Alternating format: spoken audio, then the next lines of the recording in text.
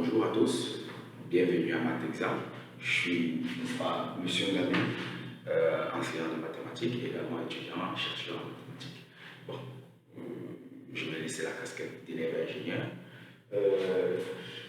Nous sommes là aujourd'hui, c'est pour faire une petite vidéo, quelques minutes, sur la résolution d'une intégrale assez classique. Bon, sans toute tarder, je vais vous présenter d'abord quelques partenaires. Nous avons ESIA, qui est l'école supérieure d'ingénieurs et de management d'Afrique centrale. Okay. ESIA est basée à Pétavit, entrée laïque. Et ici également un deuxième campus à Lomba-Bajadin. Ils offrent des formations d'ingénieurs, de management et de gestion. Vous pourrez facilement trouver votre compte, vous qui venez d'avoir le baccalauréat, qui cherchez à avoir des diplômes de qualité reconnus à l'échelle internationale. Veuillez vous diriger vers ESIA. Nous avons le second partenaire, School Camer, qui est justement une entreprise qui offre des prestations en cours de langue pour l'Allemagne. Ceux qui ont besoin d'un niveau assez poussé en Allemagne, en allemand, pour pouvoir se diriger en Allemagne, soit pour poursuivre des études, soit du moins pour aller travailler. Et également, ils offrent également des services de soutien pour les enfants qui sont dans les classes de 6e à terminale. Ça veut dire que si vous n'avez pas un très bon niveau dans les intervalles 6e terminale et vous aimez avoir une remise à niveau assez poussée, veuillez vous diriger vers School Camer. School Camer est situé où? School Camer est situé notamment à Limbe, à Maïtou. Et il y a également un deuxième centre qui est créé ici même à Douala. Toutes ces différentes localités sont bien évidemment basées au Cameroun, pour ceux qui vont regarder la vidéo à l'échelle internationale. Troisième partenaire, nous avons MD Consulting, qui est une entreprise d'immigration au Canada. Donc, ceux qui veulent la facilité pour aller au Canada, Nouvelle-Zélande, je vous recommande MD Consulting.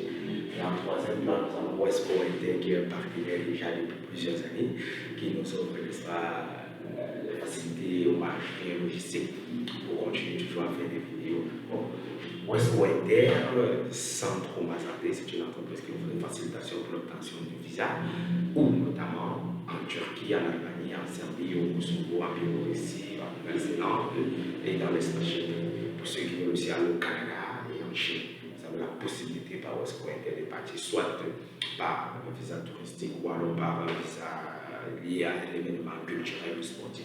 Parce que le président lui-même est un artiste et ça c'est le coordinateur africain des arts martiaux. Donc, nous allons rentrer directement à ce qui nous intéresse. On va calculer aujourd'hui tout simplement. Nous allons calculer l'intégrale de ln de 1 moins d dt. Ok. Comment faire pour calculer l'intégrale de ln de 1 moins d dt? Ok. On va utiliser deux méthodes. La première méthode,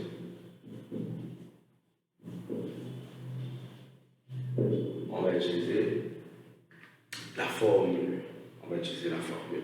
Lorsque je parle de formule, on nous a dit, on sait déjà que l'intégrale de ln de x dx égale x ln de x moins x plus une constante.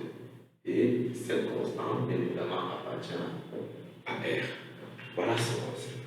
Ça veut dire que de manière analogue, on peut procéder par un changement de variable. En fait, c'est ça la méthode, la première méthode. Utiliser un changement de variable, puis par la suite, utiliser la formule. Bon, maintenant, cette formule vient d'où? Cette formule vient de la deuxième méthode. On va utiliser la deuxième méthode de manière directe. Et cette formule-ci est découlée de la deuxième méthode qu'on appelle une intégration par partie. Bon, on va calculer alors en utilisant la première méthode cette intégrale. Et pour que ceci ressemble à ça, on voit bien qu'il faudrait qu'on pose x comme étant 1 moins t. On va donc dire ici, posons x égale à 1 moins t. Bon, maintenant, comme x égale à 1 moins t, dx donc représente quoi? Si je dis que dx c'est 1 moins t, ça veut dire que dx ce sera quoi? La dérivée de x par rapport à x dx va me donner dx égale à la dérivée de ça par rapport à t dt. D'accord, c'est une sorte de, comment dirais-je, c'est une sorte de différentiel. Donc, je vais dire que la dérivée dx, et encore la dérivée partielle dx représente quoi? La dérivée de ce monsieur dt. Or, la dérivée de ce monsieur par rapport à t me donne moins 1.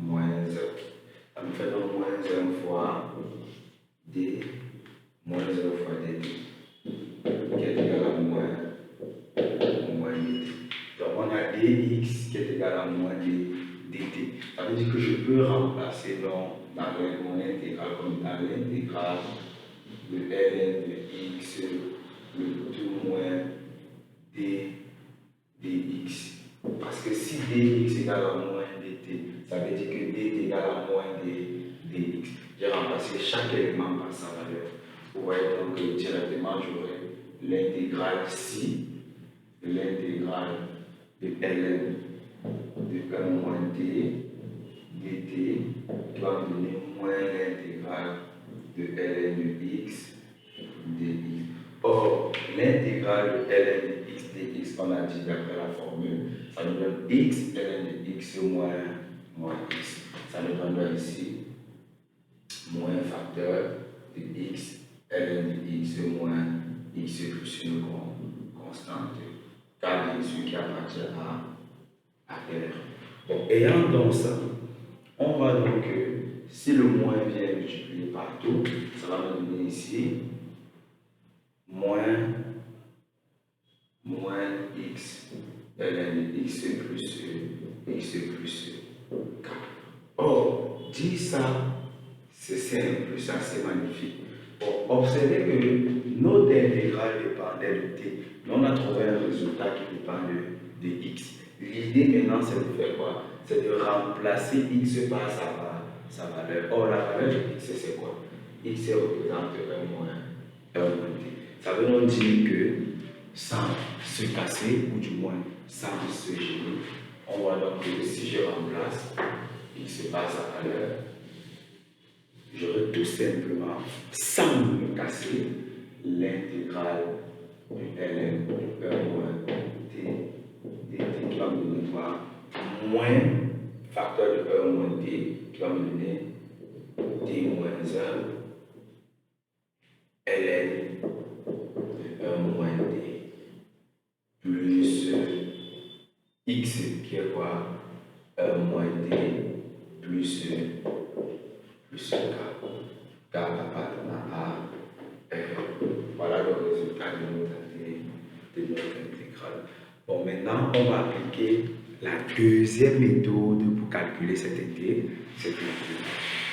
Et si on applique la deuxième méthode pour calculer cette intégrale, justement, on va utiliser ce qu'on appelle l'intégration par partie. Et je vous exhorte chaque fois que vous voulez essayer de faire un même temps pour moi, placez la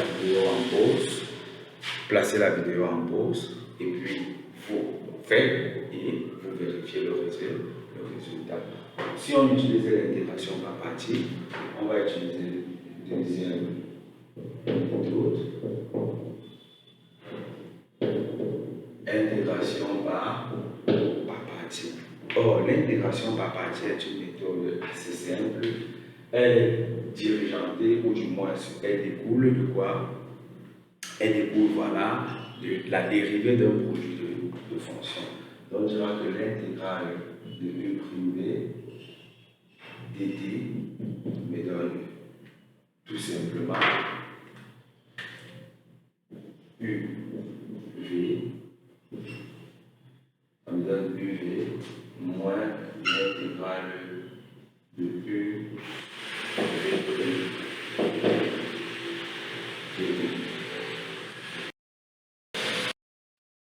donc voilà, l'idée c'est d'appliquer cette formule.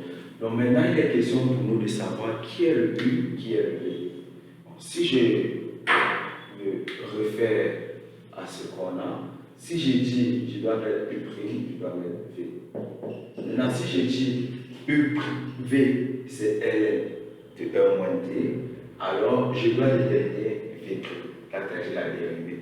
Mais si je dis U', c'est ln de 1 moins t, maintenant, si je vais déterminer U, sera question pour moi de primitiver ça. Or, c'est ce qu'on me demande de faire. Donc, du coup, je ne peux pas mettre U' comme état ln de 1 moins t. Je serai plutôt obligé de mettre V comme état ln de 1 moins t, sachant que je vais dériver. On va donc faire ln de 1 moins t. Et ici, U', comme on veut, c'est un produit de fonction, je me rends compte également que ln de 1 moins t est multiplié par qui? Par une constante qui est là, qu'on va appeler 1. Parce que 1 est l'élément neutre pour la multiplication. Si la multiplication, bien sûr, est une loi de composition interne, ce qu'on va faire bien évidemment pour la prochaine vidéo, ou du moins à l'avenir, lorsqu'on fera le cours d'algèbre linéaire. Bon, sans plus m'attarder sur ça, ça fait 1. Ceci renvoie, donc à dire que U me donne bien évidemment t, et la dérivée de ceci qui me donne moins 1 sur 1 moins t. Et en appliquant donc la formule de l'intégration par partie, j'aurai tout simplement l'intégrale de ln de 1 moins t dt qui va me donner uv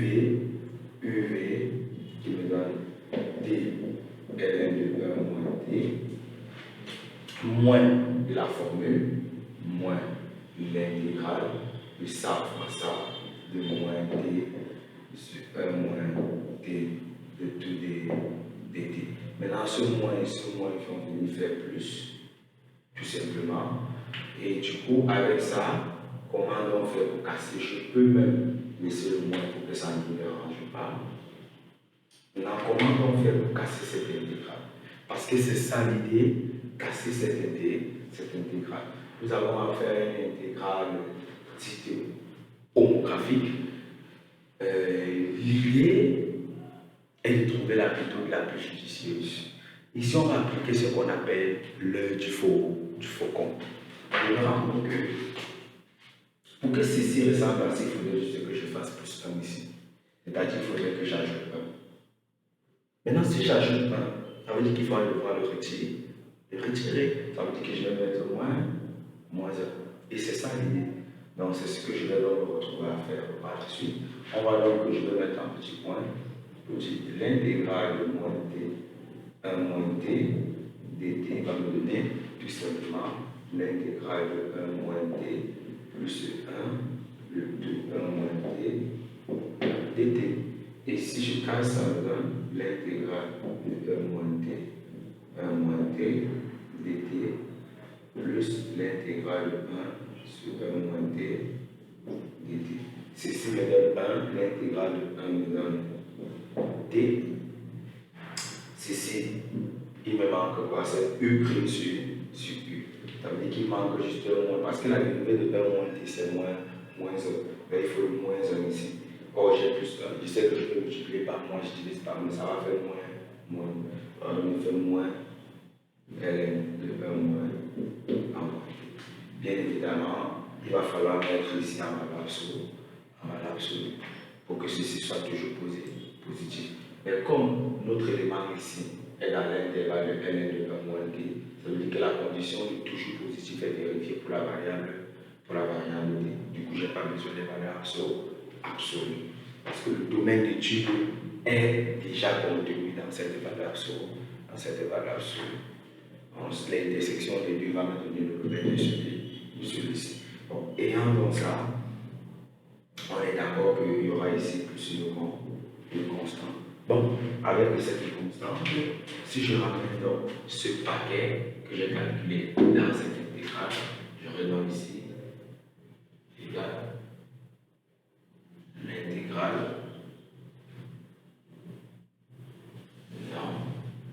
je reviens là,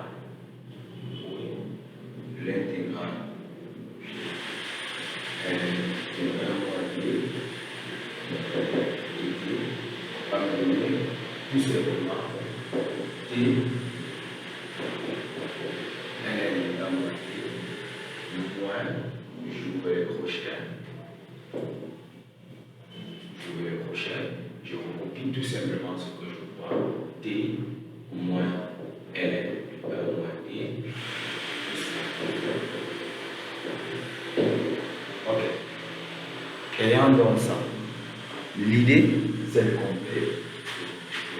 Ça me donne ici donc, et là, D, ln de 1 moins D, plus D, plus ln de 1 moins D, plus K. Ok. Ici, vous allez dire que c'est moins K, il n'y a pas de problème. Sauf que une constante multipliée par un réel me donnera toujours une constante. Que je fasse, il faille que je fasse moins la constante plus la constante, c'est toujours la constante. Attention. Mais étant donc là, ça me fait non. Si je mets L est le terme on me fait D plus 1. Non. On était d'abord à quel niveau? Ça, moins, ça, oui. Intégrale, ça fait 1 moins D. Ça fait moins D. Oui. Ici, c'est moins D. Magnifique. Ici, c'est moins D. Ça fait moins D. Ici, ça fait moins. Oui, ça fait moins L. Bizarrement, oui, moins. Ah, ok, j'ai fait plutôt plus 1 au lieu de moins 1. Voilà l'erreur. Oui, ça fait plus 1 ici, moins 1. Maintenant, c'est équilibré. Ça veut dire ici que c'était moins. Ici, ça fait plus. Et là, non, c'est plus. Ça veut dire qu'ici, c'est plus. Et là, c'est moins. Ok, ça me fait T moins 1. L est 1 moins T. N'est-ce pas? Ici, moins T moins 4. Est-ce qu'on est d'accord à ce niveau? Oui, on est d'accord. Bon, maintenant, la suite revient avec moi à vérifier est-ce que ça respecte le critère précédent. Pour que ça puisse avoir, n'est-ce pas, le critère précédent, rappelez-vous, au critère précédent, on avait 1 moins D. On avait 1 moins D. Mais sauf que 1 moins D plus K est encore égal à moins D moins K. Si j'appelle ceci K, ça veut dire cette expression qu'on avait dans la première méthode est égale à cette expression qu'on a ici si je mets K' partout prime. Pourquoi? Parce que je peux poser K' qui est égal à quoi? À 1 moins D. Et à partir de là, à 1 moins K, pour moi, à partir de là, ça va revenir à l'expression qu'on avait précédemment. Parce que j'ai dit tantôt, n'oublions pas, 2 plus lambda, 2 plus lambda est égal à lambda. Et si lambda est un réel quelconque. D'accord? Parce que trouver la valeur de lambda en faisant 2 plus lambda égale à lambda, si je veux lambda pris, trouver la valeur de lambda va dépendre des conditions initiales. Ça veut dire qu'ici, je peux faire un changement de variable pour qu'on puisse avoir la même expression, même dans qu'on puisse, je peux dire que moins K et après il y aura un moins à D moins 1 ln et 1 moins D plus 1 moins D. D'accord? Je fais maintenant moins 1 moins 4 et je pose tout simplement ceci comme étant bien sûr un lambda. Ça me fait donc T moins 1 ln et 1 moins D plus 1 moins D plus lambda. Je dis ici lambda va partir là, R. Ça c'est l'intégrale ln de 1 moins D dt.